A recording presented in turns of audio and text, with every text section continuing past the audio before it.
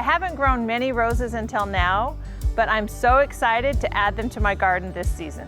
Choosing a rose can be overwhelming. There are so many different kinds. I can't wait to show you the ones I chose and why. I'm Angela from Growing in the Garden. My garden is in Mesa, Arizona. I want to help you succeed, even if you're gardening in tough conditions. Unlike annual flowers that you plant and then they're done in one season, a rose can last almost forever. It's a big decision, so it's worth it to spend some time figuring out which ones you want to grow. Learning a little bit more about the different varieties of roses helped me decide which ones to choose. Hybrid tea roses are the classic rose, what you see in a lot of flower arrangements, with long stems and pointed buds. The plants have a narrow, upright growth habit.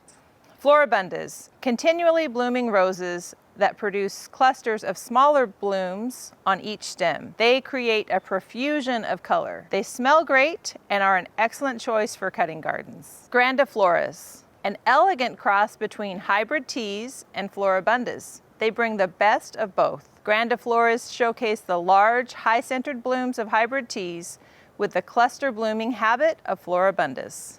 Shrub roses. These hardy roses are the best choice for new growers. Tough and disease resistant, they have minimal maintenance and they're easy to grow. They thrive in many conditions. English roses. They're full blooming and romantic. Their heads can droop from the weight of the blooms. They're often David Austin roses. If you're looking for roses that combine the fragrance and form of old garden roses with the repeat flowering of modern roses, then English roses are for you. Rambler type roses have masses of small fragrant flowers. They often bloom just once a year. They are huge and grow wild and free. When you're trying to decide which rose to plant, think about your garden's unique conditions. Will it be in the sun? Will there be shade? Are you growing it in a container?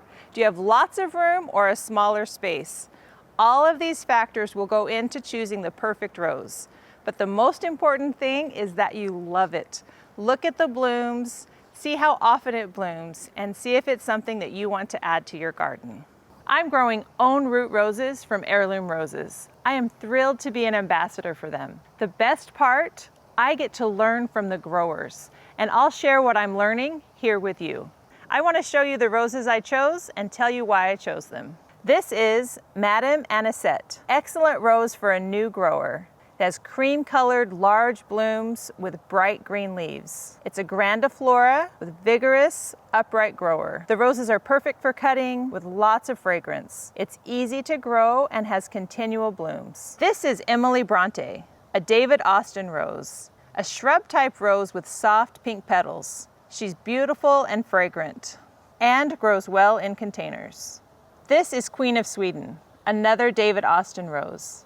She's perfect for a cutting garden with minimal thorns and long, tall stems. She's an upright, repeat blooming rose. The roses have more than 100 petals and they're soft apricot pink. This is Parfuma Bliss. She's a floribunda with double blooms. There are lots of clusters of blooms on a shorter, bushier plant.